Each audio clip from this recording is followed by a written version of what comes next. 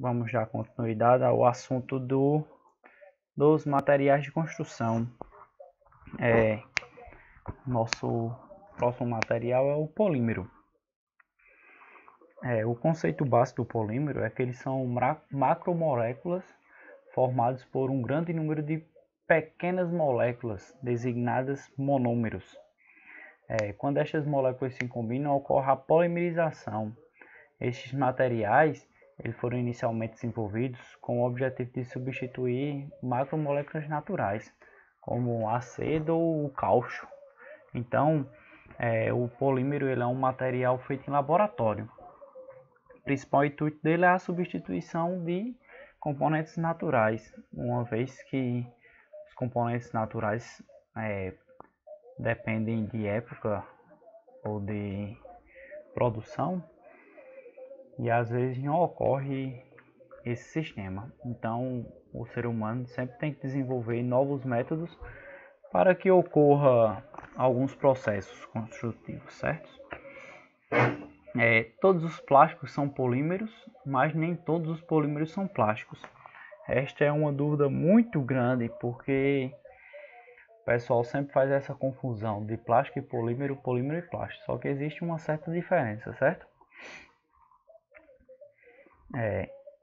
Tipos de polímeros. Os polímeros eles podem ser naturais ou sintéticos.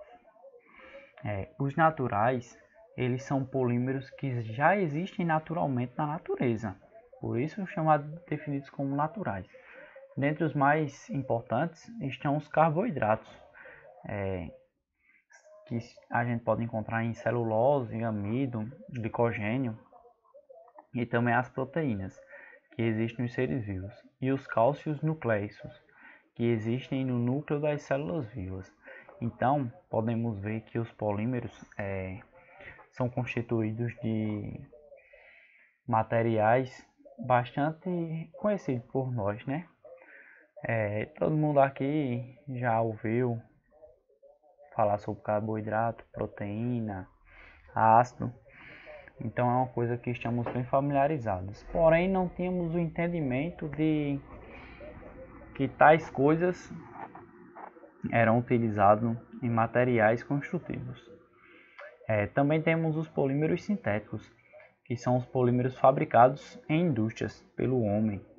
Eles são feitos a partir de moléculas simples. Dentre eles estão o nylon, polietileno, PVC. No setor de fibras naturais e artificiais, falamos também em fibras artificiais ou modificadas, como por exemplo o rayon. O rayon ele é um material modificado para que tenha uma melhor trabalhabilidade, certo? Então, pessoal, a gente já define polímeros em naturais e sintéticos. A grande maioria utilizada na construção civil vem da parte sintética, que são os canos de PVC, portas, esquadrias. Então a gente tem essa noção de que a maioria dos materiais polímeros utilizados na construção civil vem de sua forma sintética. Mas também podemos ter nas formas naturais, certo? Os plásticos são cargo-chefe dos polímeros. Quando falamos polímeros, rapidamente associamos ao plástico. Ele foi um dos primeiros polímeros sintéticos a serem desenvolvidos e estão conosco até hoje. Os plásticos eles são utilizados desde o princípio da obra até o fim. Nosso dia a dia, garrafas, deixa eu ver o que mais está perto de mim, computador, tem muita parte plástica, até em carros. São materiais artificiais formados pela contribuição do carbono com o oxigênio e outros elementos orgânicos ou inorgânicos, que, embora sólidos no seu estado final, em alguma fase de sua fabricação, apresentam-se sob condições de líquidos, podendo serem moldados de forma desejada. Esse é um dos principais fatores da utilização do plástico na construção civil. Moldagem. Tudo que precisamos podemos moldar. Então essa é a facilidade do plástico. Tubos, curvas, tudo. Caixas, qualquer coisa que pode ser utilizado na construção civil e que é desejável uma moldagem, é utilizado o plástico. O plástico, além de ser um material que a gente pode modificar, ele é um material bastante resistente, né? Então fica aí um dos principais pontos. O conceito de plástico é que eles são materiais orgânicos, sintéticos, de constituição macrocelular, dotados de grande maleabilidade, facilmente transformáveis mediante o emprego de calor e pressão, e que serve de matéria-prima. A matéria-prima dos plásticos geralmente é o petróleo. Acho que esse conceito todo mundo já deve conhecer. Porém, existe uma classificação específica para os plásticos. Ele pode ser termoplástico, termofixo ou elastômeros. O plástico vem de sua fabricação industrial e ele vai ser classificado correspondente a algumas características presentes nele. Vamos iniciar pelos termoplásticos. Amolecem quando aquecidos, sendo assim moldados e em seguida resfriados. Neste processo, não há perca nenhuma de suas propriedades, podendo ser refeito o processo. Então, pessoal, os termoplásticos, eles são materiais que, caso seja necessário, pode ocorrer a sua reciclagem. Ele é um material bastante hábil para moldagem e caso precise fazer algumas alterações nele, também pode ser reutilizado. Vou dar um exemplo simples. Algumas vezes na obra precisamos encaixar um cano no outro, porém ele é do mesmo tamanho. Então aquecemos para que ocorra a dilatação, logo em seguida encaixamos. Essa é uma das formas de utilização. Porém, algumas vezes ele perde alguma estabilidade ali, mas é pouca. Por ele ser um termoplástico, quando aquecido, ele fica maleável, porém, quando ele esfria, ele volta a ter todas as suas características de um material sólido. Uma das características dos termoplásticos é que eles podem ser fundidos várias vezes, eles podem dissolver em vários solventes, sua reciclagem é possível, eles podem ser maleáveis, rígidos ou mesmo frágeis. Então, pessoal, a gente vê que os polímeros existe o plástico. Dentro do plástico existem 3 tipos de plástico. E dentro do termoplástico existem 3 categorias, que são os maleáveis, os rígidos e os frágeis. Cada qual precisa de sua direção. Um termoplástico maleável, por exemplo, são aqueles tubos de fiação. Os conduítes, assim chamados, eles são termoplásticos que podem ser maleáveis, você pode fazer curvas, podem fazer seu direcionamento. Já alguns rígidos, como o cano de PVC de 100 milímetros, é um material muito rígido. Ali ele sofre uma pressão e fica naquela pressão surpreendente. Já alguns frágeis, como um copo descartável ou então uma bacia plástica, ali ele não vai resistir tão bem como um cano de PVC rígido, que foi produzido para sofrer aquelas pressões. Mas a gente vê aí que existe uma série de gama de materiais dentro de suas categorias, certo? Existem também os termofixos. Os processos de moldagem resultam de uma reação química entre as moléculas do material. Portanto, duro e quebradiço não podem ser moldados outra vez. Então, ao contrário do termoplástico, o termofixo, quando ele é colocado naquele local, ele não pode ser reutilizado. Um dos principais casos, podemos ver aqui, são esses pisos ornamentais. Eles são materiais termofixos, feitos através de tintas, que depois que são colocados lá no local, eles não vão ter a maleabilidade que um cano tem, que você pode reutilizá-lo após esquentar. Depois que ele sofre os processos químicos, ele permanece ali até a hora de você disser chega, vai ter que tirar, quebrar e pronto, perdeu o material. Então ele não é reciclável que nem o termoplástico. E existem os elastômeros, apresentam uma grande elasticidade.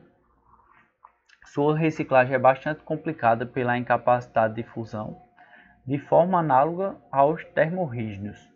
Então, outro material que não pode ser reciclado. Um dos principais elastômeros utilizados na construção civil são as colas. Cola para vidros ou então silicones são bastante utilizados na construção civil. Desde vedacalhas até silicones de alta pressão. São materiais muito utilizados, porém com algumas complicações, pois a sua reutilização é impossibilitada e o seu reuso também. Então ele é um material que depois que ele é fixado ali, ele não pode ser retirado e utilizado novamente, certo? Uma das principais propriedades do plástico é o seu baixo peso específico. Como ele é um material de baixa densidade, ele tem um peso específico muito baixo e isso atraiu muitos olhos para a construção civil, já que em grandes obras precisamos de materiais leves para o trabalho. Ele é um ótimo isolante elétrico, quando seco, quando molhado ele pode conduzir eletricidade. Possibilidade de coloração como parte integrante do material, então a gente não precisa pintar o plástico, a gente pode introduzir a coloração que quiser nele. Não vai ficar aquela coisa de a tinta desgastou, a tinta saiu. Não, a tinta faz parte dele, então não pode sair dele. Ele tem um preço muito acessível, por ele ser um material que pode ser reutilizado. O preço dele é bem acessível. Facilidade de adaptação à produção em massa e processos industrializados. Ele é imune à corrosão. Então ele é um material que tem uma característica muito boa, muito favorável na construção civil. E por final, a reciclagem. Hoje a gente vê que o mundo gira em torno de reciclagem, de conscientização, porque grandes materiais vão acabar se perdendo. Porém, materiais recicláveis vão permanecer em reuso. Eu separei vantagens e desvantagens, né? Como todo material da construção civil, ele tem seus prós e seus contras. Uma das principais vantagens que eu vi é a facilidade de fabricação.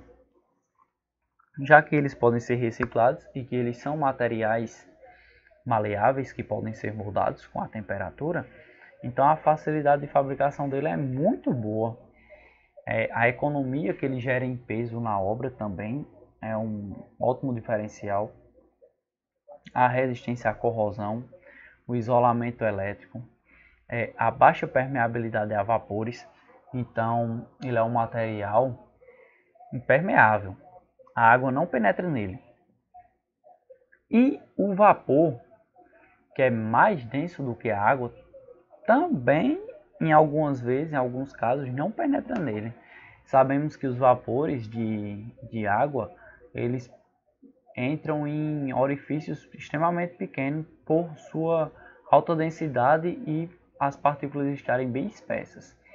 Já nos plásticos, dificilmente ele vai entrar. Uma qualidade que eu achei espetacular é a sua transparência. Pouquíssimos materiais são transparentes. E o plástico, ele é transparente, e além de transparente, ele pode ser colocado as cores nele. Então, ele é um material que você pode adaptar de acordo com a sua obra. Eu estou precisando que ele seja transparente para passar a luz. Ótimo.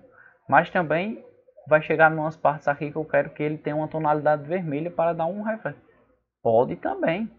Então, o plástico é um material que ele serve de todas as formas, desde o seu estado base, transparente, até o indicativo de coloração. E também a característica do amortecimento. Ele absorve impactos. Então, se o material absorve um impacto, ele pode ser utilizado como um amortecedor, certo?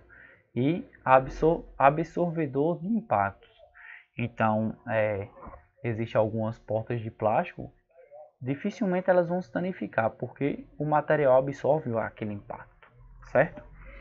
Existem outras características, só que se eu for falar, a aula vai ficar bastante intensa, mas essas foram uma das principais que eu quis colocar. E como desvantagem eu coloquei algumas resistências mecânicas muito baixas, como tração. O material quando tracionado ele estica muito. Instabilidade dimensional, ele com certeza se dilatará com o acréscimo de temperatura. Termicamente instáveis, sujeitos à deteriorização, eles podem sim se acabar. Alguns exalam odores e a dificuldade de reparação. Temos grandes problemas com telhas plásticas quando elas sofrem disserações. Tem que ser substituída, porque quando existe alguma quebra, algum pedaço ali, se a gente tentar reparar, algumas vezes ocorre a perda do reparo, certo? Aí os plásticos na construção civil, pessoal. Os plásticos na construção civil, coloquei alguns exemplos, como o cloreto de polivilina, que é o PVC, que é um dos mais utilizados. É o plástico mais utilizado na construção civil hoje. O maior uso é nas suas tubulações, água, esgoto e eletricidade. Apresentam várias vantagens sobre dutos metálicos, como baixo preço, facilidade de manuseio, imunidade à ferrugem, economia na mão de obra.